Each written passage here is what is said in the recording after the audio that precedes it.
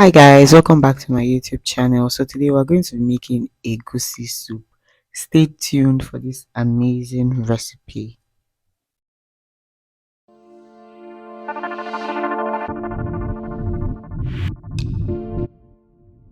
Please don't forget to like, subscribe and hit the notification bell. So for this recipe, the ingredients we're going to be using is going to be listed in the description box. So let's go straight to the recipe. In a clean pan, we're going to add in palm oil, allow it to heat up. Then we add in our chopped onion. If you don't like onion, you can skip this part, it's optional. Then we just saute for about 2 to 3 minutes before adding our pepper mixture. Pepper and tomato mixture. So it's just basically pepper, bell pepper, scotch bonnet, and onion blended together. You can as well skip this part as well and just go ahead to fry the egusi directly in the palm oil depending on what you want. This particular method gives me the party like, will I say the party like, yeah, but party egusi for me. So we go ahead to fry our egusi. So for the egusi, I just added little water to have this paste like form and chopped little onion inside just to have that lump inside the soup. You can skip the onions as well, the part of chopped onions as well, and just fry directly. So we're just going to be careful, we're not going to stir rigorously, just be careful so that the lumps don't scatter because we want the lumps inside. So we just cover it a bit before proceeding to proper frying.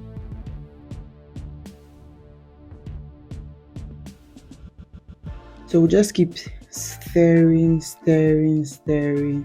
till we get the consistency, the kind of fried consistency that we want for our soup base, for our soup egusi soup base.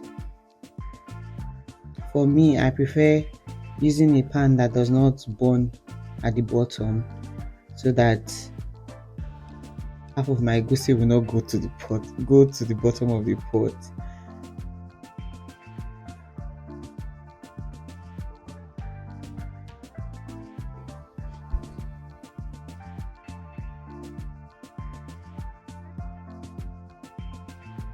This frying process takes about 10 to 15 minutes to properly fry your egusi to have that fried look, and it needs a lot of arm strength to be prepared. It's not so tedious like when you are making starch, but just know that you are just going to keep stirring so that it doesn't burn at the bottom of the pot. But if you can see now, the egusi is coming together, so you know that yes, your egusi is fried or getting fried. So when it's properly fried, you see that all the oil will float to the top a little bit, just the way we saw it not too long. Here is properly fried to my taste, so we're going to proceed by adding our proteins. You can use whatever proteins of your choice. For me, I use a lot of varieties. So firstly, we're going to start with the cow leg and assorted with the meat stock as well, but not too much. But if you want your soup to be light, you can add as much as you want. For me, I wanted my egusi soup to be very thick.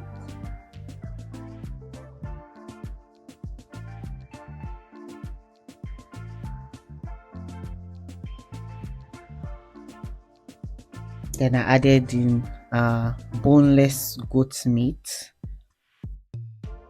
which I already boiled and seasoned properly and boiled. So I just added it with the broth.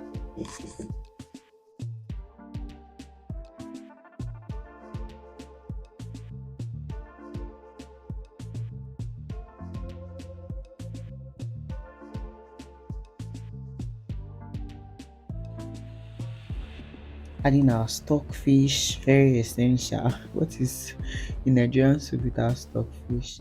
Please, if you've watched up to this extent in this video, please don't forget to like, subscribe, and hit the notification bell. And also drop a comment. I'm waiting in the comment section. And if you have suggestions on food videos you would like me to drop or the kind of videos you would like me to drop, please feel free to drop your suggestions. I'm waiting.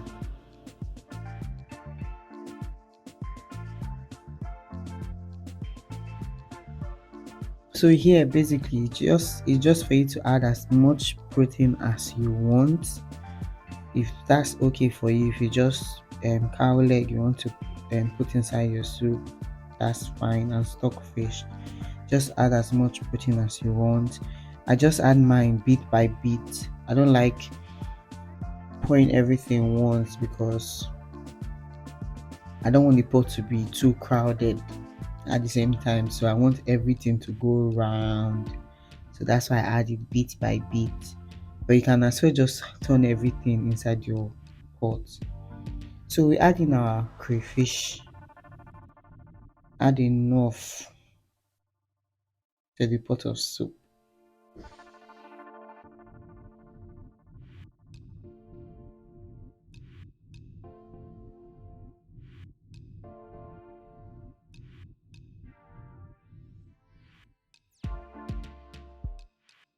We add in our bonga fish.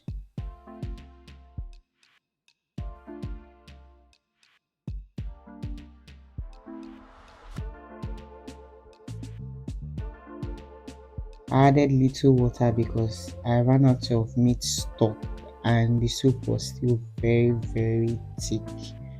I added in beef seasoning and crayfish seasoning as well to give the soup taste, and salt also to taste.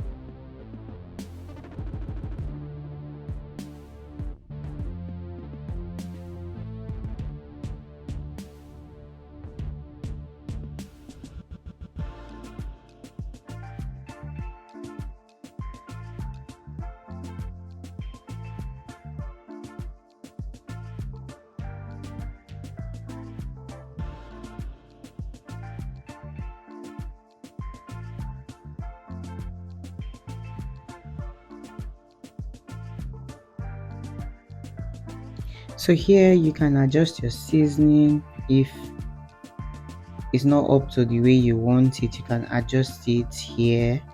So here I added crayfish seasoning because I tasted it and it was not as sweet as the way I wanted it, so I just added a little crayfish seasoning and just stirred it before proceeding to adding our vegetables. You can add pumpkin, bitter leaf. Here I added dried pumpkin and dried bitter leaf because I couldn't get fresh ones at that particular moment. So, but I had dried pumpkin and bitter leaf, so I just added it into the soup and it was amazing. So our soup is ready. You can serve with pando. You can eat it with starch. I love starch and egusi. Who else is like me? You can eat it with eba, whichever one you want. Thank you guys for watching and see you in my next video. Bye.